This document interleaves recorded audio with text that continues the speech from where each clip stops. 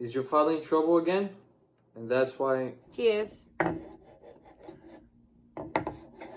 How much did he lose this time? Plenty. Plenty can be a lot of money. Yes. You're right. I just don't know what good he gets with losing all that money. That's something we'll never know.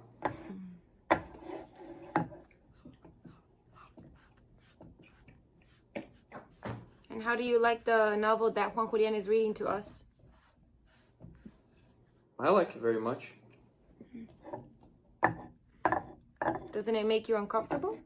Why did it make me uncomfortable? Well, you know, the part about the lover. Seems like in every novel there's always a love affair.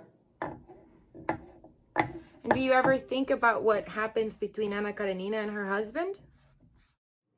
I do, but I... So, what goes through your mind when you hear the story?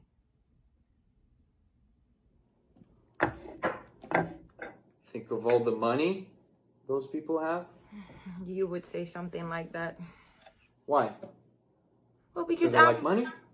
Yeah, I'm asking you about literature and you talk about money. And what do you want me to say? I don't know, talk about the story, the characters. Wouldn't you like to have all the money they have? So we don't have to spend the whole day rolling cigars and working after hours? So we can save money and have our own business? I don't mind rolling cigars. And what's so good about rolling cigars? My mind wanders to places. What places? Places and things money can't buy.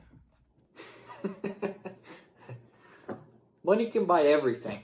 Not the places I go to in my mind. And what kind of places are those? Places made of dreams.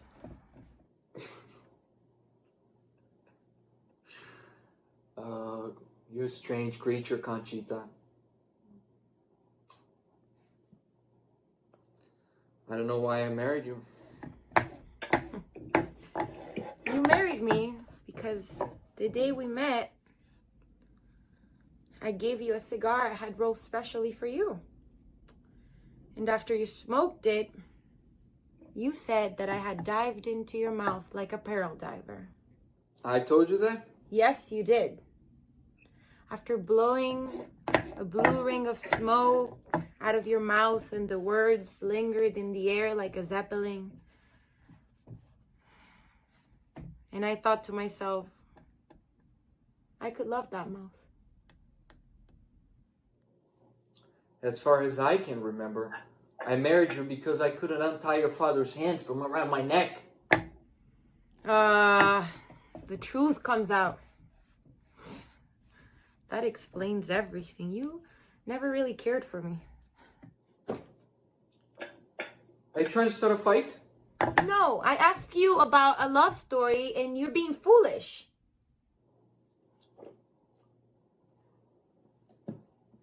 Never mind. You don't care about anything, do you? Juan Julián could be reading a book by Jose Marti or Shakespeare, and it goes on from one ear into the other. Like, I pay attention to what he reads. I just don't take everything to the heart the way you do. Well, you should.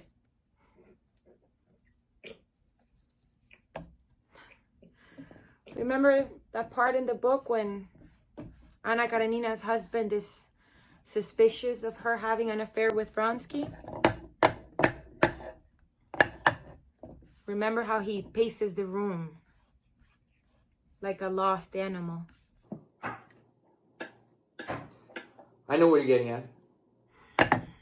I just want to have a civilized conversation with you, the same way the characters speak to each other in the novel. I've learned many things from this book. Such as? Jealousy. For Anna's husband, jealousy is based and almost animalistic. You know, and he's right. He would never want Anna to think that he's capable of such vile and shameful emotions.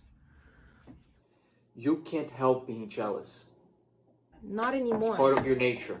Not anymore. Huh. That's a change. Oh, I could see the husband so clear in the novel. How the thoughts would take shape in his mind as they have in my own mind. Well, no.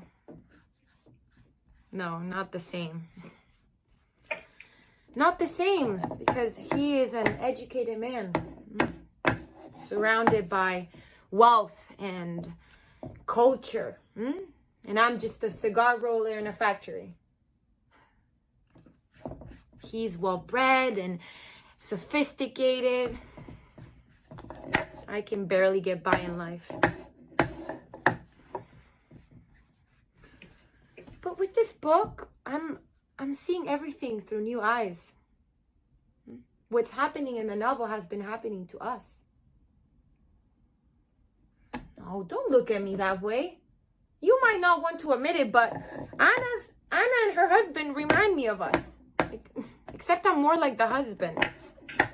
What does that make me then? Ana Karenina? Well, I'm not the one who has a secret lover. Oh, come on. It's late. Let's go home. I can't work like this. That is exactly what Anna says to her husband when she confronts him about the lover. When he confronts her about the lover. Let's go home. It's late. I think you're taking this a little too far. Oh, am I? Am I, Palomo? Have you ever heard the voice of someone who's deaf? The voice it's crude and ancient because it has no sense of direction or place because it doesn't hear itself. And it doesn't know if anybody else in the world hears it. Sometimes I just want to have a long conversation with you. Like this. Like a deaf person, as if I couldn't hear you or myself, but I would just talk and talk and talk for hours and hours and say everything that comes to my mind, like a shell that shouts with the voice of the sea and it doesn't care if anybody hears it. That's how I want to talk to you and ask you things. And what's the use of talking like this? What sort of things do you want to ask me? Things you wouldn't tell me because you're so afraid that I might not understand. Like what? I want to know what she's like. I want to know what she's like and what does she do to make you happy? Let's go home. Why? Because I don't want to talk about these things.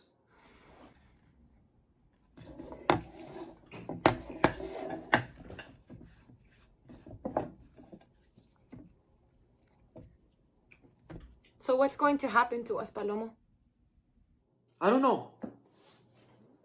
Do you want a divorce? We could travel to Reno and be divorced in 6 weeks. Reno. But your family will be opposed to it, and so will mine. So divorce is out of the question. And what if I tell you that I'm going to cut my hair and change the way I dress and take on a lover?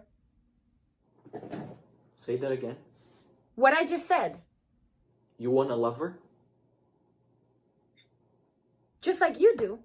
Ave María Purísima. I have the same right, el mismo derecho que tenés vos. This book will be the end of us. Don't you think we're already come to an end, Palomo? No. You don't make love to me the way that you used to. Well, we, you know. You and I. You know, it's all right, Palomo. It's all right. you know, there's something that Ana Karenina said, and I keep repeating this to myself. If there are as many kinds of mind, as many types of mind as their heads, then there are as many kinds of love as their hearts. I can try to love you in a different way. I can do that. And you should do the same.